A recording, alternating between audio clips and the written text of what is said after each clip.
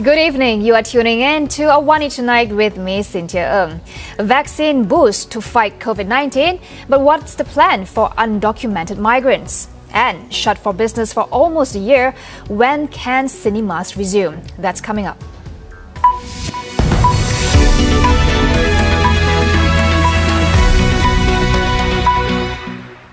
Malaysia's economy is expected to return to positive growth this year, along with other economies globally, should the vaccine rollout get on effectively. The World Bank, in a report today, said the group expects the vaccine deployment to be mostly completed this year. World Bank Malaysia's lead economist Richard Record said globally the group is projecting a growth of 4% this year. As for Malaysia, it projects economic growth of between 5.6 and 6.7% this year. The group, however, cautioned downside risks to growth include slow progress of the vaccine deployment and ineffective containment that could lead to another movement control order. Near-term policies, he said, should focus on containing the outbreak and protecting the most vulnerable and on rebuilding fiscal buffers. Tan Sri Muhyiddin Yassin paid a visit to the National Cancer Institute today ahead of the COVID-19 national immunization rollout this Wednesday. The institute is one of the 54 vaccine storage centres nationwide. It will provide the vaccines in phases to 4 vaccination centres in Putrajaya. The Prime Minister was accompanied by Health Minister Datuk Sri Adam Baba and Minister of Science, Technology and Innovation Khairi Jamaluddin.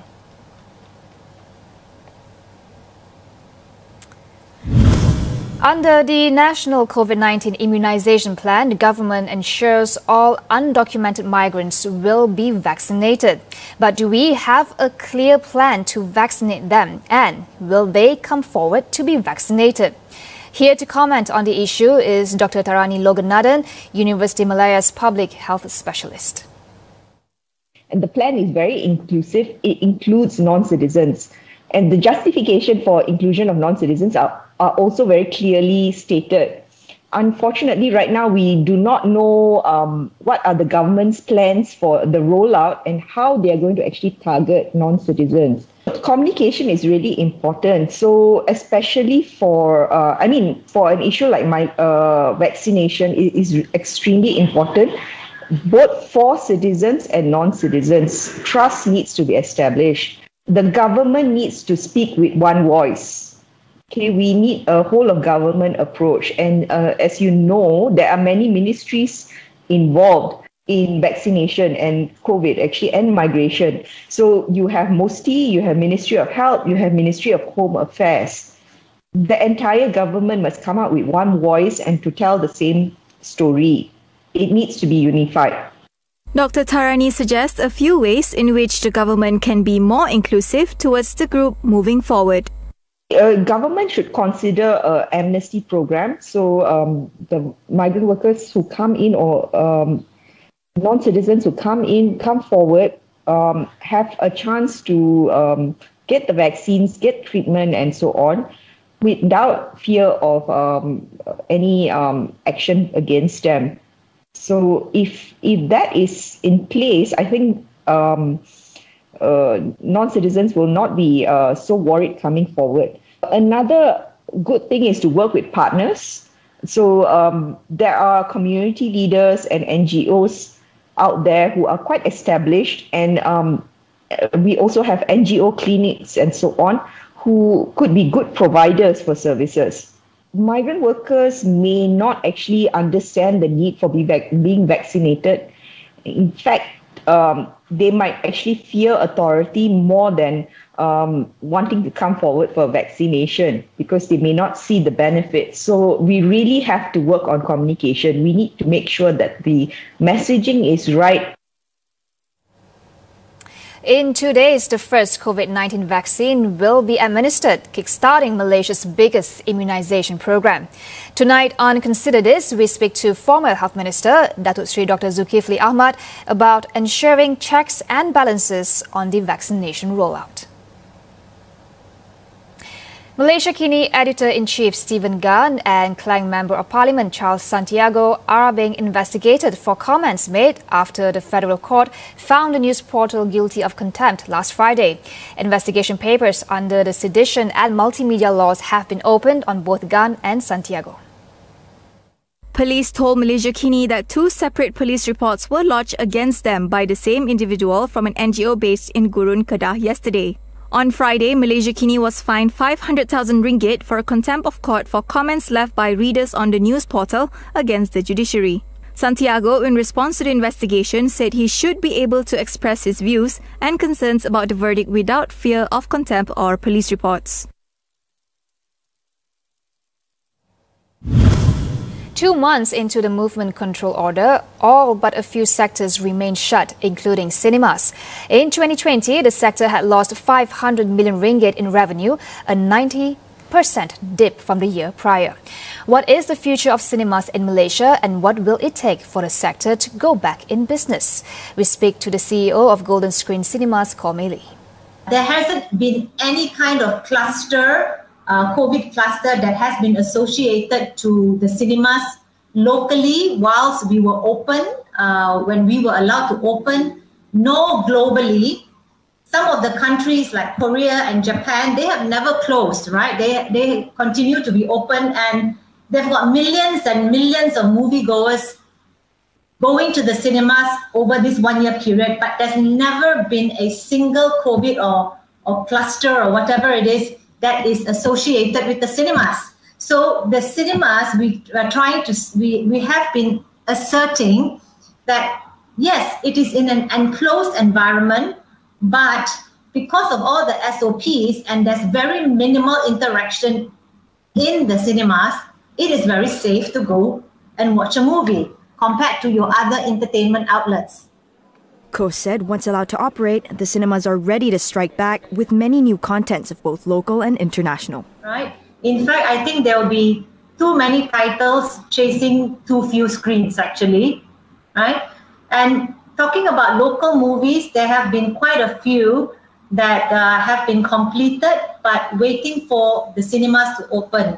You see, when under MCO, right now, we have 2 locations for GSC that's allowed to open, but no movie distributor or even the local producers, why would they want to release their movies which they have spent a lot of money investing in when it's only going to be open in 2 cinemas? So they are going to hold back their titles until they have enough screens in the market for them to get the box office that they anticipate. We'll take a short break. Stay with us.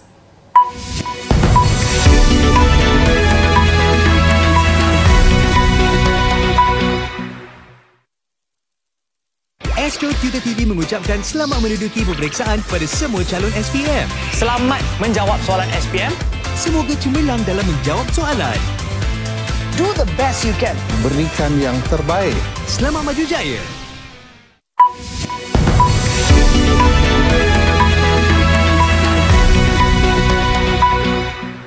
Welcome back. In Astro AWANI's conversation with former Prime Minister Datuk Sri Najib Tun Razak earlier, we touched on several topics, including pandemic management, the economy and politics.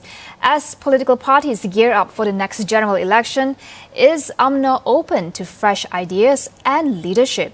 We asked Najib what does he think of party leaders who overstay their welcome. Well, as you know, UMNO is a democratic party and a party that is willing to accept the views of its members, particularly at the grassroots level. I don't think a leader who is unpopular will not get the signal from its members, from our members, that a change is necessary. I think given time, there will be a process in UMNO, particularly the coming elections that will be held sometime this year, it will be a good opportunity for members to reflect on the kind of leaders that they want in UMNO at all levels. The now cancelled Singapore-Kuala Lumpur high-speed rail project was a key part of Najib's economic transformation program when he was Prime Minister.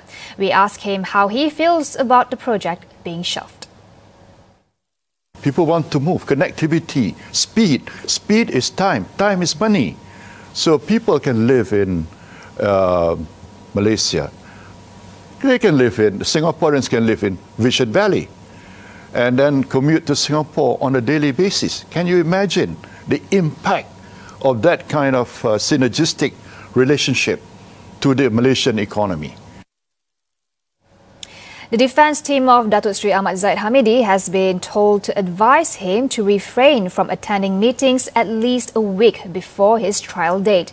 This is because the UMNO president's corruption case was postponed again today as he is undergoing quarantine. In granting the adjournment, High Court Judge Colin Lawrence Sekira said this was not the first time the former Deputy Prime Minister's trial involving Yayasan Akal Budi Fund had to be postponed for this reason. The trial, which was scheduled to resume today, was postponed for a third time due to the fact that Ahmad Zahid had to undergo quarantine after coming into close contact with a positive COVID-19 case.